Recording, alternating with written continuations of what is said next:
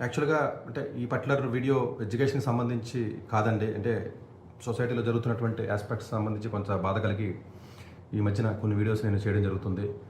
So ఇది of course బండి ఈ భగీరథ్, బండి సాయి భగీరథ్ కేసు ఏదైతే ఉందో మన హోమ్ మినిస్టర్ గారి సహాయ మంత్రి హోమ్ మినిస్టర్ గారు ఎవరైతే ఉంటారో వాళ్ళ బండి సంజయ్ గారి కుమారుడైనటువంటి బండి భగీరథ్, సాయి భగీరథ్ కేసు ఏదైతే ఉందో అది రకరకాలుగా మలుపులు తిరిగి రకరకాలుగా వెళ్తుంది. దీనికి సంబంధించి పొలిటికల్‌గా రకరకాలుగా కామెంట్స్ పెట్టుకోవడం పొలిటికల్‌గా అవుతుంది కానీ, దీన్ని బట్టి అసలు అప్పుడు ఏమి జరుగుతుంది? లేదా పేరెంట్స్, స్టూడెంట్స్ ఏ విధంగా ఆలోచించాలి ఏంటి అన్నది ఏదైతే ఉందో అది నేను పేరెంట్స్ ఏ విధంగా ఆలోచించాలి, ఏ విధంగా ఉంటే బెటర్, ఈ కేసు నుంచి ఏం తెలుసుకుందాం అన్న పర్స్పెక్టివ్‌లో నేను చెప్పడానికి నేను ప్రయత్నం చేస్తాను.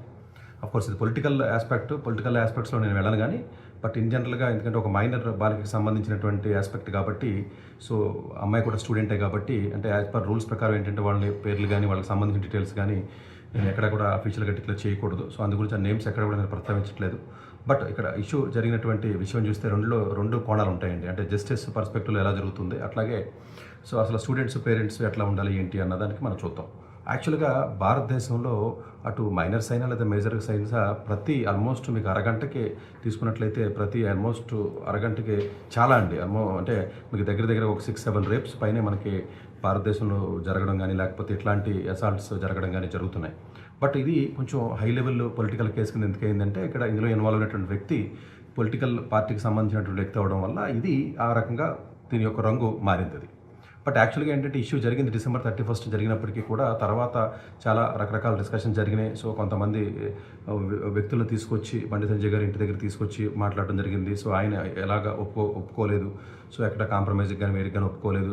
రకరకాల డిస్కషన్స్ జరిగిన తర్వాత December 31 తర్వాత మే 8వ తారీఖున వాళ్ళ మదర్ వెళ్ళి కంప్లైంట్ చేయడం జరిగింది మన కరీంనగర్లో. కంప్లైంట్ చేసిన తర్వాత ఇమీడియట్‌గా తీసుకోకపోయిన తర్వాత సెక్షన్ 11 మీద వాళ్ళు పెట్టడం జరిగిందండి. యాక్చువల్‌గా సెక్షన్ 11 లైట్ ఇష్యూ అండి. ఆల్మోస్ట్ 2-3 ఇయర్స్ కంటే ఎక్కువ కూడా అవకాశం ఉండదు. బట్ పెట్టిన తర్వాత పొలిటికల్‌గా పబ్లిక్ నుంచి బాగా ప్రెజర్ రావడం వల్ల అప్పుడు దాన్ని పోస్కో చట్టం కింద సెక్షన్ 516 కింద మార్చడం జరిగింది.